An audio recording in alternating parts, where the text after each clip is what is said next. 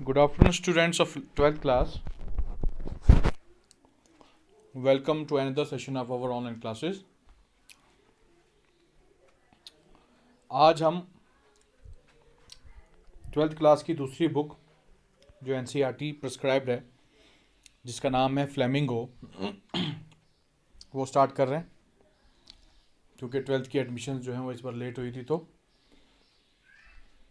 थोड़ा सिलेबस हमारा बैकलॉग चल रहा है अभी, लेकिन मुझे उम्मीद है जल्द ही हम सिलेबस कवर कर लेंगे इंशाल्लाह। तो आज जो लेसन हम पढ़ने जा रहे हैं उसका नाम है द लास्ट लेसन, और ये लिखा है अल्फोंसे डाउडे ने।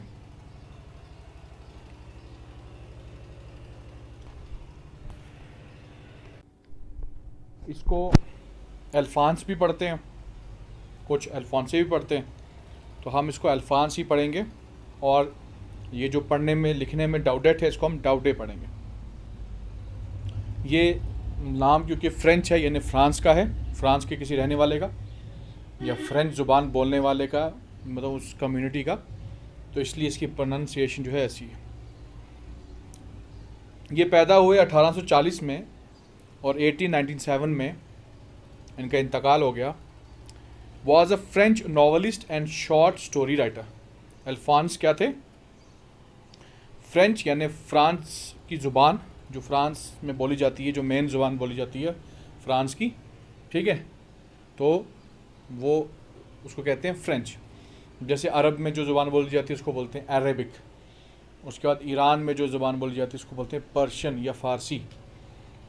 उसी तरीके से फ्रांस में बोली जाने वाली ज़ुबान फ्रेंच, उस ज़ुबान के ये नॉवलिस्ट थे, यानी फ्रेंच में ही लिखते थे, उसमें नावल लिखते थे और साथ साथ शॉर्ट स्टोरी यानी अफसाना भी लिखते थे। The last lesson is set in the days of the Franco Prussian war 1870 to 1871, in which France was defeated by Prussia led by Bismarck. ये जो लास्ट लेसन है, यानी ये जो हम पढ़ने जा रहे हैं चैप्टर, ये उन दिनों में सेट है, यानी इसकी जो सेटिंग है, यानी इसका जो वक्त बताया गया है इस चैप्टर में, इस कहानी में, वो है वो वाला टाइम जब फ्रांस की और प्रशिया की जंग चल रही थी, वॉर चल रही थी, ठीक है। और वो टाइम था 1870 से 1871 के बीच का, 1870 to 1871, लगभग एक साल या जितना भी टाइम होगा। और उसमें क्या हुआ? In which France was defeated by Prussia led by Bismarck, जिसमें क्या हुआ था कि फ्रांस की हार हो गई थी, फ्रांस हार गया था प्रशिया से, और जो जनरल था, जो मेन सिपह सालार था जिसने प्रशिया को जीत दिलाई थी, उसका नाम था Bismarck. Prussia then consisted of what now are the nations of Germany, Poland and parts of Austria. Prussia उस वक़्त उस मुल्क को बोला जाता था जिसमें आज आज आज के जो हैं लगभग तीन मुल्क जो हैं वो आ जाते हैं, जर्मनी, पोलैंड एंड ऑस्ट्रिया। यानी जर्मनी, पोलैंड और थोड़ा सा पार्ट ऑस्ट्रिया का मिला के ये पूरा मुल्क जो है वो प्रशिया कहलाया जाता था, यानी इसका मतलब काफ़ी बड़ा था।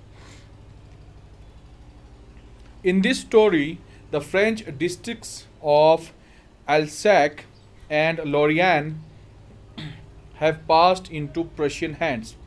इस कहानी में क्या हुआ है कि जो डिस्ट्रिक्ट्स थे, यानी दो जो ज़िले हैं, एक का नाम है अल्सैक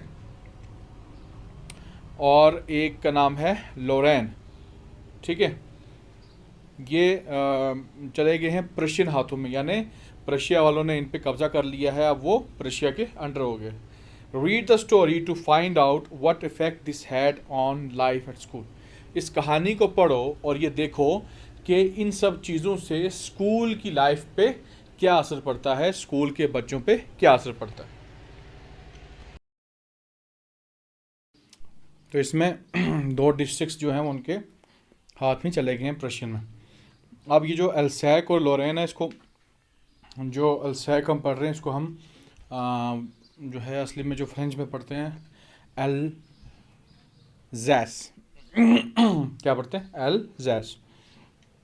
लेकिन अब फ्रेंच है तो अब जिस बंदे को इसकी प्रोनाउंसिएशन का नहीं पता तो वो इसको एल्सैक भी पढ़ सकता है। Notice these expressions in the text, infer their meaning from the context. कि ये जो एक्सप्रेशंस नीचे दिए हुए हैं, यानी जो ये फ्रेजेस या वर्ड जो दिए हुए हैं, जैसे कि in great dread of, in unison, counted on, great bustle, thumbed at the edges, reproach ourselves with, ये जितने भी फ्रेजेस हैं, जितने भी एक्सप्रेशंस हैं, इनको आप देखो और फिर जब ये आपके सामने टेक्स्ट में आएंगे तो इनका मीनिंग जो है इन्फर करने की, यानी उस कॉन्टेक्स्ट में, इस टेक्स्ट के अंदर, इस स्टोरी के अंदर इनका इस्तेमाल किस लिहाज में हुआ है, किस वे में हुआ है, वो देखो।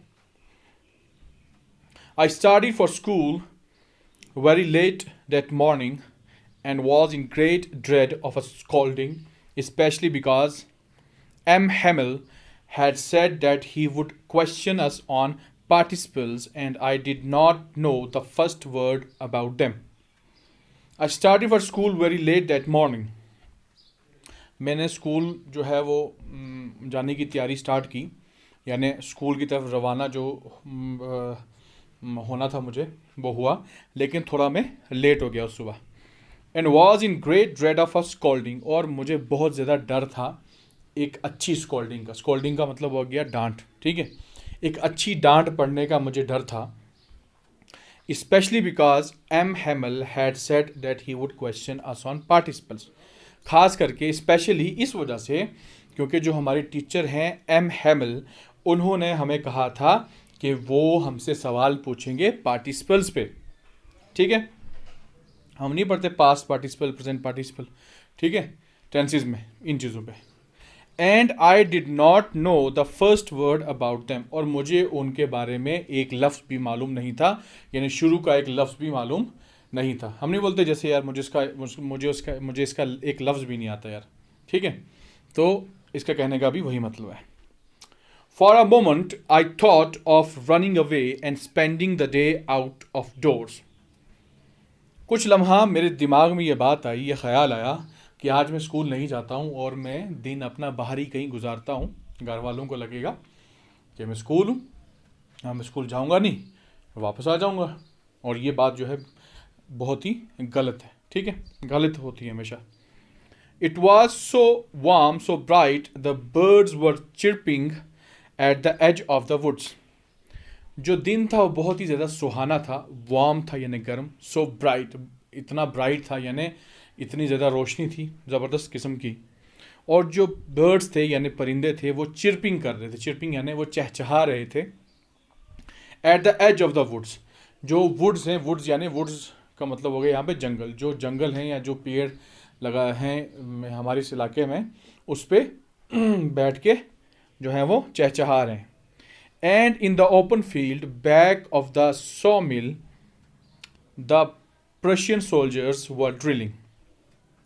और ओपन फील्ड में यानी जो सामने मेरे एक ओपन फील्ड थी, एक बड़ा सा खेत था, उसमें एक सा मिल थी, ठीक है, सा मिल यानी जहाँ लकड़ी का काम चल रहा होता है। उसके पीछे रशियन सोल्जर्स कर रहे थे ड्रिलिंग यानी वो अपनी प्रैक्टिस कर रहे थे, यानी फायरिंग, शूटिंग वगैरह, और पूरा अपनी प्रैक्टिस जो है वो कर रहे थे। It was all much more tempting than the rule for participles, but I had the strength to resist and hurried off the school.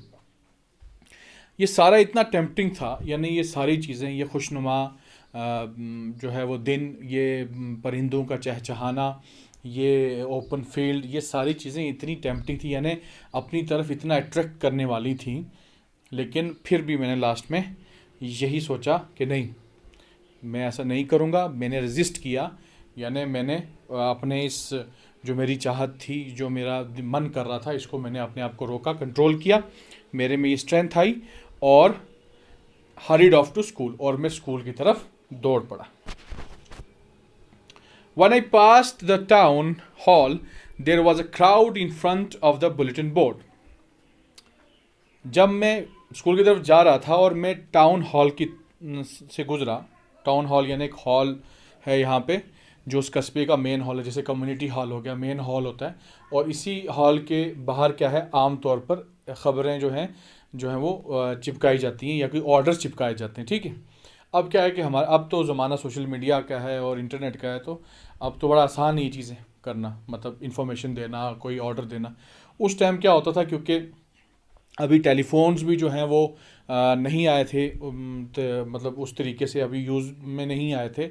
और इंटरनेट और मोबाइल तो दूर की बात है, तो ख़तों का दौर था, ठीक है। तो उस टाइम क्या है कि अगर एक पूरे इस एक इलाके को, एक टाउन को अगर कोई ख़बर देनी होती थी, तो एक किसी मेन बिल्डिंग, जो बिल्डिंग जिस बिल्डिंग का सब लोगों को पता होता है, या एक बिल्डिंग कोई मखसूस जो है वो रख ली जाती थी और उसके सामने जो है वो चिपका दी जाती थी कोई भी न्यूज़। खास करके जो वॉर्स के दिन होते थे, यानी जो जंग से पहले या जंग के बाद या जंग के दौरान के दिन होते थे, तो तब वहाँ किया जाता। जैसे मान लो हमारे कोई टाउन है, जैसे मान लो हमारी कोई तहसील है, तो तहसील में सबसे इम्पोर्टेंट बिल्डिंग कौन सी होगी जिसके बारे में सबको पता होगा, तो वो हो गया तहसील ब्लॉक, ठीक है, जहाँ पे तहसील ऑफिसर बैठते हैं, ठीक है। या डिस्ट्रिक्ट में कौन सी होगी, जैसे कि डीसी ऑफिस, ठीक है। तो डीसी ऑफिस के सामने जब कोई उसकी दीवार के सामने या उसके नोटिस बोर्ड पे कोई नोटिस लग जाएगा, कोई बुलेटिन, कोई न्यूज़ लग जाएगी, कोई ऑर्डर लग जाएगा, तो वो फिर पूरे डिस्ट्रिक्ट तक उसकी इन्फॉर्मेशन पहुंच सकती है, क्योंकि जो कोई भी आके उसको पढ़ सकता है। उसी तरीके से क्या था कि टाउन हॉल, ये कह रहा है कि टाउन हॉल जो है, ये राइटर कह रहा है कि हमारा जो एरिया था उसका एक मखसूस एक बिल्डिंग थी और उसके सामने बुलेटिन बोर्ड जो है वो लगा होता था। बुलेटिन बोर्ड का मतलब हो गया एक टाइप का नोटिस बोर्ड जिसमें बुलेटिन होती हैं, यानी न्यूज़ होती है, खास करके वॉर्स को लेके। For the last 2 years all our bad news had come from there. पिछले 2 सालों से जितनी भी बुरी खबरें थी, यानी जितनी भी बुरी खबरें हमने सुनी थी 2 साल से, वो सब आ रही थी उसी बुलेटिन बोर्ड से। यानी जब भी कोई खबर लगती थी तो उसी बुलेटिन बोर्ड पे लगती थी। और अब क्या था कि ये अब इन सालों में जंग चल रही थी, तो ऑब्वियस सी बात है कि जंग में ज़्यादातर बातें जो हैं वो बुरी होती।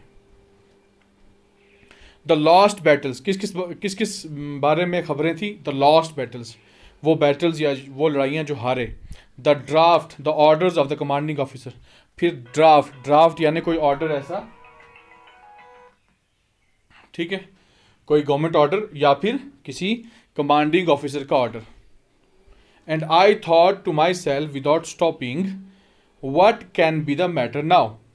और मैं जब वहाँ से गुजरा, मैंने खुद सोचा अपने दिमाग में, और मैं रुका नहीं, मैं चलते चलते मैंने ये सोचा कि अब क्या मसला हो सकता है, यानी आज ये लोग जो इकट्ठे हुए हैं इनका क्या मसला हो सकता है, आज कौन सी नई न्यूज़ यहाँ लगी हो सकती है।